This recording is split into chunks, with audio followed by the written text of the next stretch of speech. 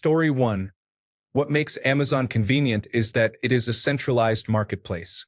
The reality of boycotting them is that your shopping becomes decentralized again. Story 2. I buy it locally. Even if it has to be from a big chain, I feel like it directly supports my local economy just a little better than online.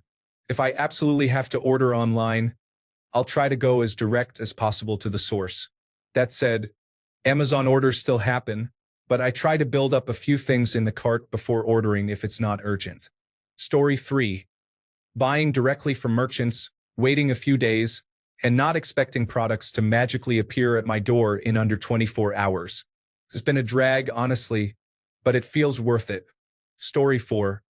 I look it up on Amazon, find out who is selling it, and then try going direct to them.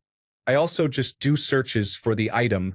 I am not buying from one single place. Story 5. You can choose a local independent bookshop to receive all of the profit. Buy local when possible and direct from the manufacturer. We canceled Amazon a month ago and have not missed it at all. Story 6. Amazon as a company does not make money off of its storefront. So boycotting Amazon by not buying anything from its storefront is ineffective. If you really want to hurt Amazon, stop using services that run on Amazon Web Services. You have the possibility of hurting your local stores by not shopping on Amazon. Story 7. I haven't shopped at Amazon in years. It's honestly not difficult. You just have to shop in more places. Costco is awesome. Etsy is great for gifts. You have to shop artists and make sure you're not shopping from dropshippers. But it's usually not hard to tell, as is Uncommon Goods. Chewy is great for pet supplies. I use the library instead of buying books and movies. It's easier, of course, if you're in a suburb or city to find more small businesses for everything, but a lot of brands sell stuff directly on their websites too. It really just depends on what you're looking for, but I haven't found anything that had to be purchased on Amazon for years. If it was a brand that was only there, I found a different brand. Story 8. I go to the company website and find where else they sell it. I've been buying from eBay, Etsy, and Wayfair more. Finding some of my household products at pharmacies is the same price anyway. Also, I haven't had McDonald's or Starbucks in about a year now. I prefer local coffee shops or regional chains. Story 9. What I discovered since canceling Prime in November is that I really didn't need 98% of the items I ordered from Amazon. There are plenty of alternatives, though. I try local merchants first. Story 10. So many people in this thread say buy it directly from the seller's website, but in almost every case I've tried, the seller's website is significantly more expensive, especially when including shipping, and they often don't ship to as many countries. And to those saying to buy local, it's often just as expensive as buying from those other websites. Story 11. It is a pain. I have been trying to relocate some shopping, but there are not a lot of options anymore. The problem is we let Amazon kill independent retailers because we wanted something easy and delivered tomorrow. They have one already. We cannot fix it now unless you know a way to change the billions of people that now use Amazon constantly. Story 12. In my case, I have taken the boycott to the extreme. I will not buy anything with a headquarters in a red state and deprioritize all items with any red state production in their supply chains. I am going to a local tailor tomorrow to get clothes made using imported fabrics to avoid any money going to red state fabric mills. If they do not want me to have my money due to an economic collapse, that is fine.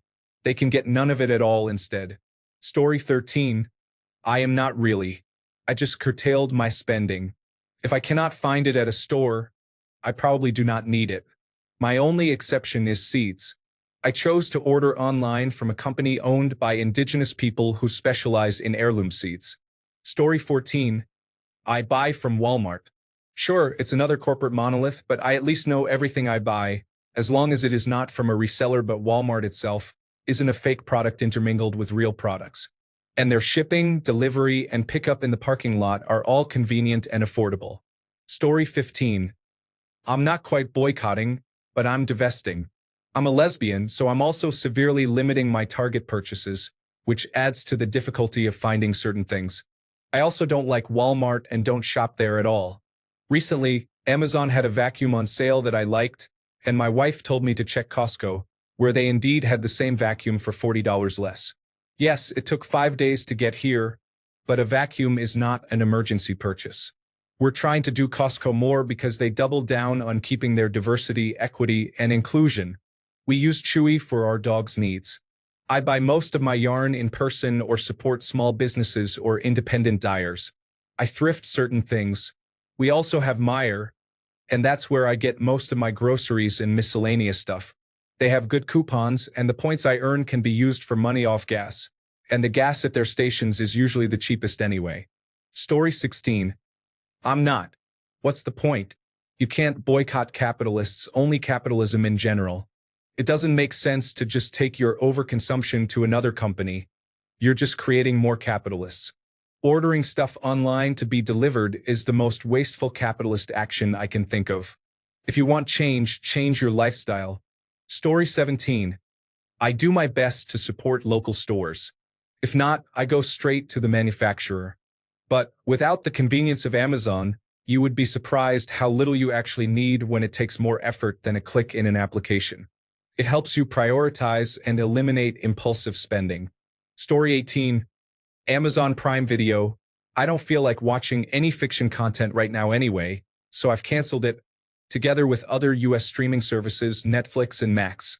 Whenever I feel like watching something again, maybe I'll sign up for Viaplay, a service run by a Swedish company. Plus, the shows I really like I have on Blu-rays anyway. Books? I have my local bookstores not that far away from me. Ebooks? I subscribe to legimi.pl, which is a Polish Netflix-like service for ebooks. Light bulbs?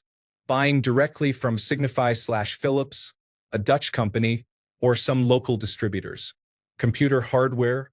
Poland has like 3 different one-to-one clones of Best Buy, so no need to pay Bezos or some other US oligarch a single gross. Gross is to zloty like cent is to dollar. Random items that I can't find anywhere else but somehow need? Allegro, Poland's local website that evolved from eBay like 10 years ago to Amazon like today. Worst case, there's always AliExpress, though I haven't needed to use it yet. Overall, Amazon has been the easiest to get rid of among all the American services I have been, until recently, using. Story 19. In this thread, Reddit users pretending they are going to participate in a boycott to show virtue. And just to prove how unserious the boycott is, it's a 24-hour boycott.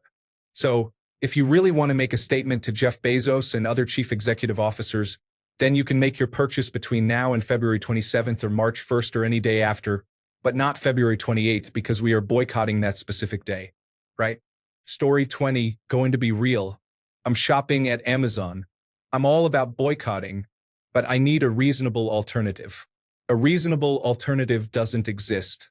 Walmart is the closest, and it's just as bad. Compare that to something like MyPillow or Chick-fil-A. I bought a MyPillow before the controversy and returned it.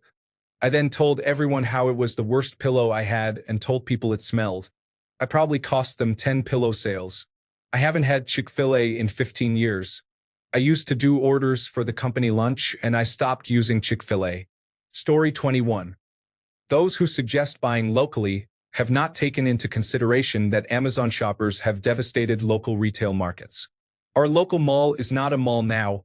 It is an inside track with scattered retail pop-ups. American consumers created this conundrum. The nearest mall is a 160-mile round trip. Story 22.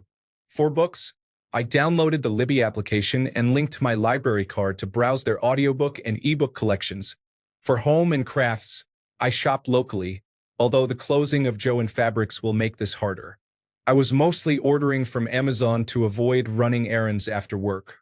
90% of what I get from Amazon is readily available in nearby towns. Story 23. Idealo is present in many European markets and will do price scanning for your item, including promo codes on eBay and so on. I have found many online stores this way. I still buy small items sometimes on Amazon, but usually I will sign up for a free trial of Amazon Prime so that I get free shipping. Story 24. Got a Costco membership. I don't like the pet food options there, so I joined Chewy too. In general, I'm so upset at the state of things that I don't want to spend my money anywhere. But when I do, it will be local. I am a former Amazon addict and a subscribe and save user. I did all of my shopping from Amazon for convenience, and I hate leaving my house, never mind shopping. I'm going to have to plan holiday shopping this year, and I am not looking forward to it, but I am not happy with Jeff Bezos. Story 25. Anything I had on subscription from Amazon I canceled and started ordering directly from the manufacturer or another source at the beginning of the year. I stopped using them for convenience and get goods from the grocery store. I've sent one item to my housebound mother and one to my college-age daughter since January 1st. Honestly, I've cut way back on my spending, which seems prudent. I did a no-buy January except for food, and the trend is continuing. I'm using up back stock and going without things I probably didn't need anyway. Story 26. Turned out we were just buying things from Amazon. We ditched Prime a year ago, and our spending dropped. It's been great for saving money. We just shop locally these days. Turns out things we actually need are pretty easy to find offline. Story 27. Let's be completely honest here. People saying they will boycott anything almost never do it. They say it to get approval. It is the same with the many people who swore they would leave the country if a certain person won the election, yet they are still here, still complaining, and without a single plan to leave. Story 28.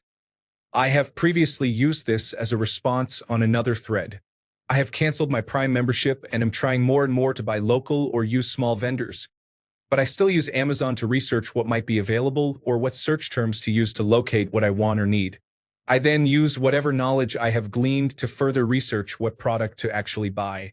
Once I know that, I can go to the manufacturer website to buy directly or use one of their smaller outlets, which they typically list on their sites. Story 29. Is the need to purchase things consistently just part of life now? I have ordered once through Amazon in the past maybe 3 years because I had a gift card. Before you buy that thing you think you really need, ask yourself if you need it or just want it. Both are valid. This is just a checkpoint for anti-consumerism. Story 30. I'm boycotting ordering from Walmart. They deliver to the wrong house or have a driver shortage and push back the estimated time of arrival. So annoying. It's easier to just shop there in person. Story 31. I avoid Amazon as much as I can. Most of the time, I just don't buy the item. About 80% of what I bought on Amazon over the years just wasn't necessary. Nice to have, but not essential. Otherwise, I buy things from physical stores. I love my local hardware store, or from independent online retailers rather than marketplaces. Story 32. I have been boycotting Amazon for 4 years now. I buy local and directly from the manufacturer or supplier instead. I used to buy from Etsy before it developed into a version of AliExpress or Temu. Story 33. If you're boycotting Amazon, you effectively need to completely stay offline. Their Amazon Web Services powers a sizable portion of online traffic for apps and websites. Simply put, Amazon owns a large chunk of the internet's infrastructure. Story 34. Bold of you to assume I'm buying much. Honestly, I have a chunk of projects and books I've needed to get to, so it's just cut back time. I'm ordering my pet supplies through a local store. There are a couple of things I need specifically due to health needs, but they've been easy to work with and I'm not worried about porch pirates, so it's a plus. Story 35. All I know is that I can place an order, and it's usually on my doorstep in under 2 hours. As soon as someone else can offer me that, I'll order through them. Story 36. If you want PC-related parts, a buyer and scan, just for example, there are tons of alternatives to Amazon, but they are more localized and tend to be specific to an industry. That's how it always was before Amazon. It's just a small research exercise to find them. A great way to start off is to find a related subreddit and just ask. People who know them will tell you. Oh, and by the way, when you do, you'll generally get 5 times or more better value for money and warranties than Amazon ever dared to give you. Story 37. Apart from where to shop, I'd also suggest giving yourself time to get the item. My understanding is people will find themselves needing an item as soon as possible and default to Amazon to get it delivered on time. Apart from buying local, my local outdoor outfitter store has a lot of cool stuff. I'll share my suggestions for online spots. eBay, technology, games. People will also resell Amazon merchandise here. ThreadUp, Poshmark, Depop, clothes, shoes. Mercury, technology, household goods. Facebook Marketplace. furniture, miscellaneous. Etsy, gifts, greeting cards, craft material, stationery, bookshop, books, local bulk refill store, cleaning, health and wellness, laundry. See something recommended off of Amazon? Search for it through the Google Shopping function. You're likely to find something comparable or even the same item right off the brand's website. Story 38. People seem to think boycotting certain places simply to feel good is realistic when, in reality, many of the places they want boycotted are those people used to live and buy things from. Sure, you can boycott Walmart, but are you going to find items cheaper at other places? It's easy to say you'll boycott something simply because you disagree with their politics, but realistically, is it going to keep food on the table or help you get by in life, considering how everything seems to be increasing in price lately? Probably going to get a lot of hate for that comment. Story 39. Many of my friends are buying clothes and shoes from China on Taobao.com, and they are crazy about it because it can save them a lot of money. Story 40. If you go to the manufacturer's site but the price is higher, it's definitely worth getting in touch with their customer service to see if they will give you a discount code to match it.